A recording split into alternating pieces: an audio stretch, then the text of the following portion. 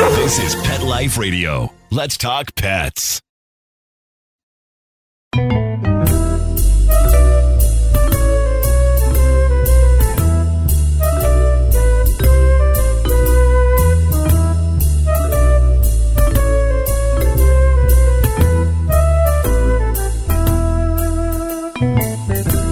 Hello, feline friends. This is Michelle Fern, your host on Cattitude. Okay, you love your cat, like you really, really love your cat. Did you know you could clone your cat? You can. And I have a guest with me today that did just that. She cloned her cat. And we're going to talk about the experience and the results. I'm excited. We're going to be right back after this break. Hey everyone, Michelle Fern here.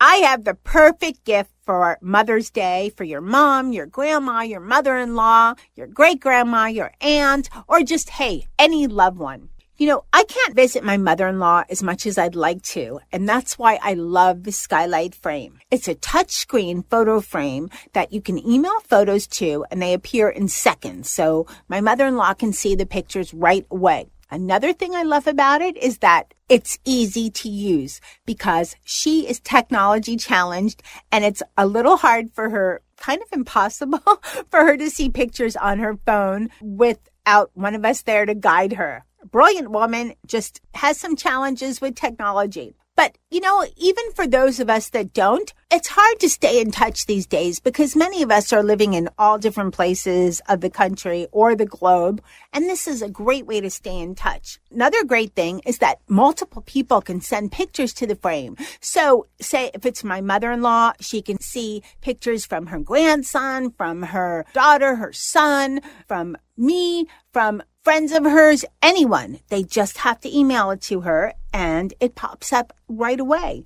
Also, it has a black frame, so it looks gorgeous, and it's a nice size 10-inch touchscreen, so super easy to see the pictures. And I have a great savings for you. Just go to skylightframe.com/pet and you'll save $10. That's right. It's skylightframe.com/pet. skylightframe.com/pet, P-E-T, and you'll save $10. And get ready to receive sheer happiness thank yous from your recipient because they will love this. Let's Talk Pets on PetLifeRadio.com.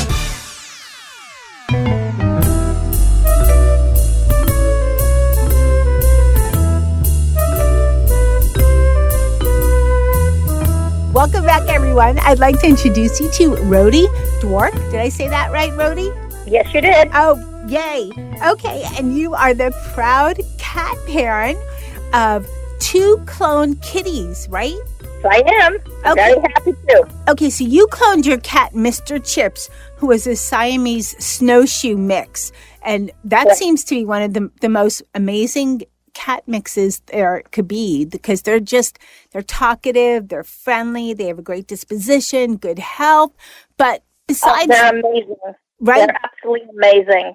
I want one now. Now, get one. But, you know, every time I hear about some cat mix or something, it's like, I want a Sphinx cat too, you know, so I need a bigger house, or I already have 6, so, you know, crazy cat lady here. Well, 3 are outdoors, but still. Oh.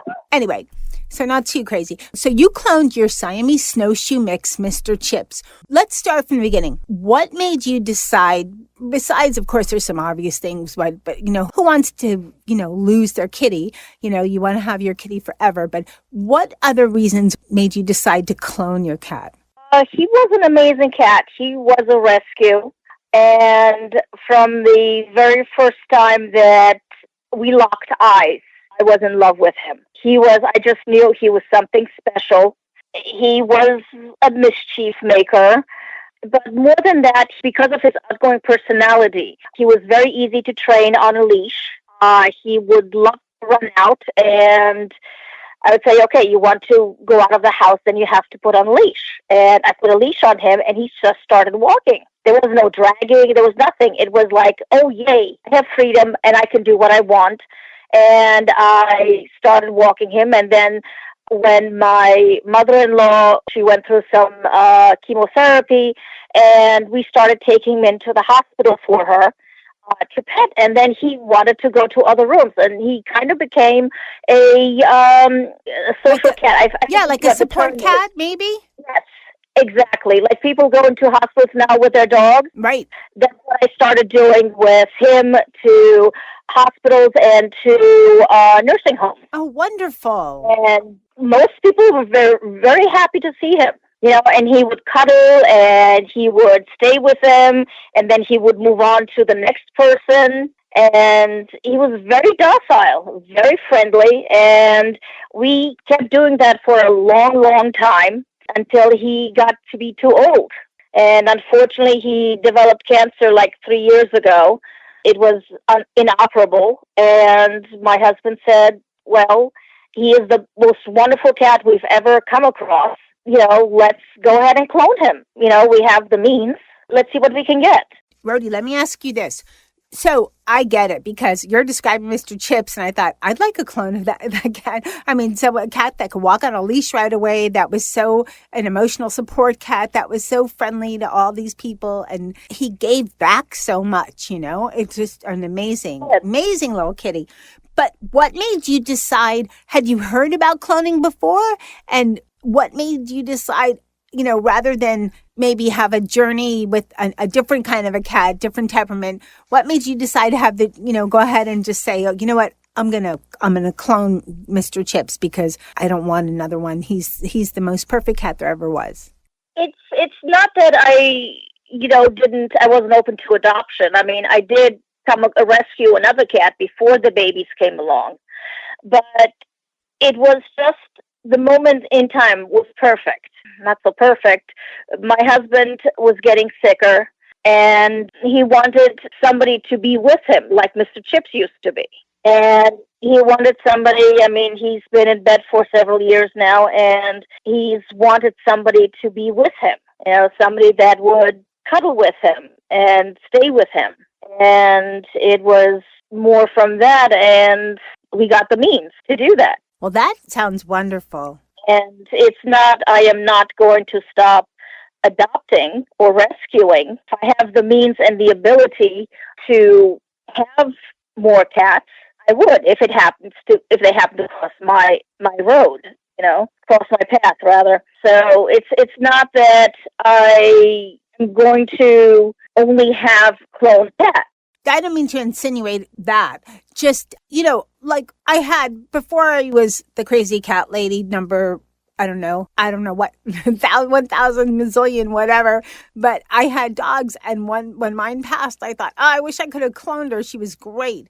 But, then you always go on a journey. It's like learning a new personality, whatever. But sometimes you have the perfect one and you think, clone, that would be ideal. So I get that. I totally get that. Now, I don't think of it as a negative against adoption. You did adopt. You adopted Mr. Chips initially, So it's more than that. My husband and I also used to do cat rescue.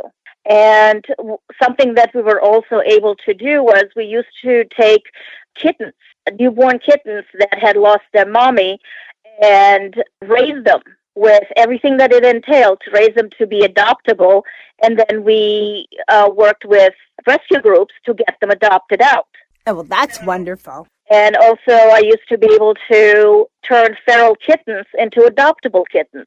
Now, that's a very good skill. Let's talk about the experience with cloning Mr. Chips. What was that like? At first, it was frightening because I didn't know the wait time on whether the cells were viable or not was frightening, because I basically had poor Mr. Chips in my freezer for a while, just to make sure that the cells would take. Wait, you had to keep Mr. Chips when he passed? You had to keep him in your freezer? Yes. Wow. For a while, until I heard back from Elaine that the cells had taken. And once the cells were taken, then I cremated Mr. Chips. Okay. But okay. Wow.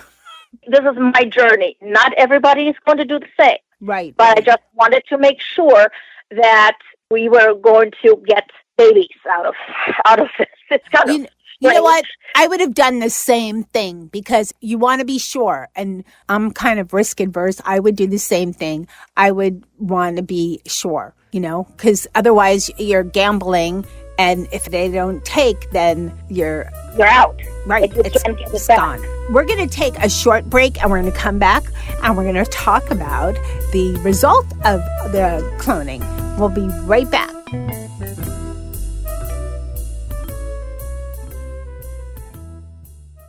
Hey everyone, Michelle Fern here. I have a whole zoo of fur babes and I'm always looking out for the best way to feed them and make sure that their health and well-being is really at its best. 80% of the immune system is influenced by the gut, and supporting the immune system through proper diet and digestive health really enables your fur babes to better fight environmental allergies. Well, Solid Gold is very passionate about gut health, because a healthy digestive system really impacts the immune system and the overall wellness of your fur babe. They were the first holistic pet food company in America since 1974. They've been going strong for 45 years, and they have a recipe for any dog or cat's dietary needs, including healthy whole grain-free options, wet food, supplements like sea meal, and 100% human-grade bone broth for dogs. Solid Gold's nutritional platform is inspired by their founding belief that high-quality food is the best way to impact our fur babe's mind, body, and spirit. Solid Gold foods are also different because they cleanse the digestive system with whole superfoods. They balance with living probiotics and fuel with omega-3 and 6 fatty acids. All of this supporting gut health and nourishing your pet inside and out. Right now, to see the Solid Gold deal of the week, go to solidgoldpet.com/petlife. That's solidgoldpet.com/petlife. And you'll see the deal of the week. That's right. It's solidgoldpet.com/petlife. And you'll see the deal of the week and be on your way to getting your fur babe the nutrition he or she needs. Let's talk pets. Let's talk pets On Pet Life Radio. Pet Life Radio. PetLifeRadio.com.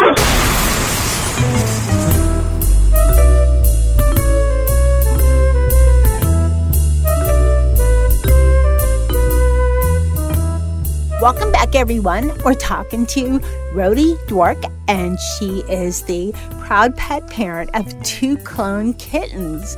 So, Rodi, what was it like when, first of all, were you expecting 2 kittens? 2 Mr. Chips? No. Was that a surprise? Or? I was very elated, beyond the moon elated, because I knew I was going to be getting 1 kitten. I was hoping, my husband and I actually were hoping for 3 kittens.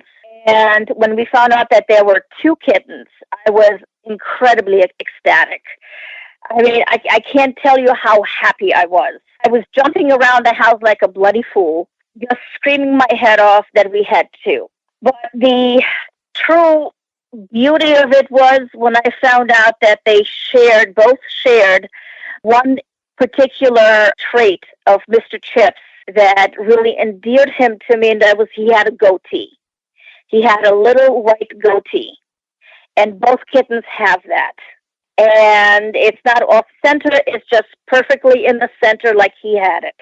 And it was the most enjoyable, wonderful, wonderful thing that I saw, because that was, to me, a connection to their, most people would say cell donor, but to me, it's their daddy. Right, true.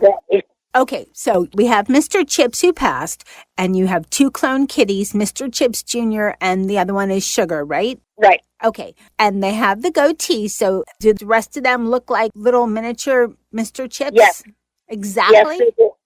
Exactly. The only difference between them is that Mr. Chips has slightly larger hind legs, and Sugar has a leaf-shaped dark spot on his right hind leg.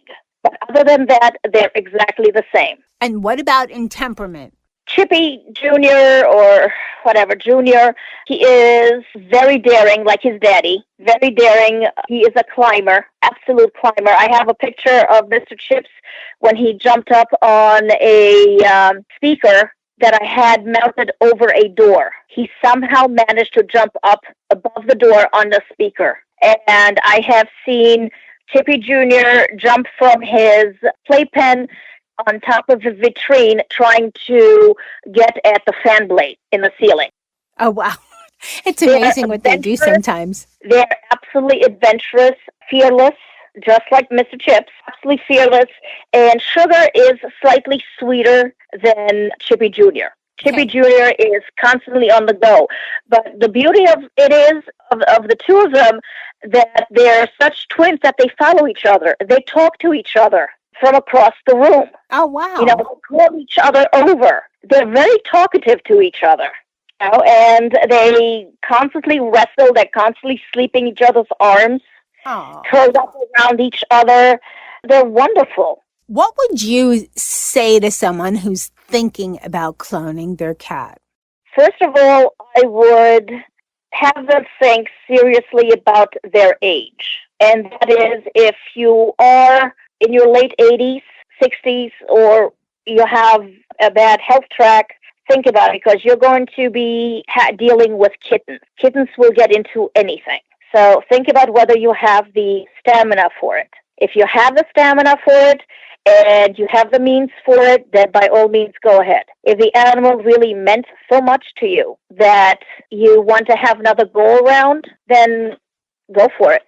But plan ahead, because that cat's going to be 20-something years old if you're lucky. And if you're not going to make it, think about the future of the cat you're cloning. You have to make sure that you leave it to somebody, or you don't want any pet really to outlive you, to go into a shelter and get put to sleep or something. But especially a cat that you're willing to clone, think about the cat's future after you're gone. If you're younger, then by all means go ahead. If you have children, by all means go ahead. That's good advice, because some people don't realize that cats generally live 15, 20 years, and they just don't think about that. And there's so many cats that are in shelters because people had to move to assisted living or unfortunately got very sick. Yeah. The pets are old at that point anyway, so they have a very little chance of getting adopted. So chances are they're going to be put to sleep, you know, or they think that somebody is going to take care of their cat. And you know what? They're not. Even if they're family, you can't rely on your family to do that. Things constantly change. And especially with a cat that you have brought into this world for a purpose, and then to just abandon it, basically. I mean, not that you have a choice about it, but, you know, after you're dead, you don't know what's going to happen to that animal. And that is the scariest thing for me, to say what will happen to these boys if I don't make it. Send them to me. Okay. I'll take them. I'll take them. They sound wonderful. They are. They're a handful, though. I mean, really, they're little toddlers almost, and they're constantly, you know, the movie Lady and the Tramp. Yeah. The racist Lady and the Tramp. They're just like those Siamese cats. They do everything together. Chippy Jr. is the one that instigates everything, and Sugar just follows him along and has a good time with it. That's incredible. We're going to be wrapping up soon, but obviously it sounds like you would definitely do it again in a heartbeat. Oh, definitely. Okay, and then where can we see, do you have an Instagram account or Facebook where we can see pictures of these adorable kitties? What I would rather do is, if I don't have Instagram, what I could do is I would love to send you pictures, and then you can put it up on your Instagram if you want. That would be great. So everyone listening, it's at Michelle Fern Pet, and we're going to put some pictures up of the clone kitties so everybody could see. That would be wonderful, because I loved, especially when this episode becomes live, so then everybody can see, you know, or once the episode gets posted, I should say, so everybody can see what Mr. Chips Jr. and Sugar look like. Because I will also send you a picture of Mr. Chips. Oh, that too. That'd be wonderful. That'd be wonderful. I truly thank you so much. Was so excited to talk to you, and your journey sounds wonderful. And thank you so much for sharing all of this about this great information about cloning your cat. And I wish you a wonderful future with Mr. Chips Jr. and Sugar. Thank you very much. Nice talking to you. Thank you for spreading my experience. Okay, thank you. And wow, can you imagine cloning your cat? What a great idea. That would be great. I think I would clone Dennis of all my kitties. He's kind of like my favorite. Sorry, guys. Anyway, I would like to thank my guest, Rodi Dwork, for sharing her experience on her clone kitties. What a great and interesting story. And thanks to everyone listening, all my Cattitude friends. We make Cattitude the amazing digital radio show / podcast that it is. So thank you so much for listening. And thanks to my furry cat crew for keeping me and making me the crazy cat lady that I am. So thanks to Molly and Charlotte and Dennis and Sammy and Jethro and Jazz. And thanks especially to my producer, Mark Winter, for making me and my guests sound amazing. Stay tuned. You never know what we have coming up. Let's Talk Pets, every week on demand, only on PetLifeRadio.com.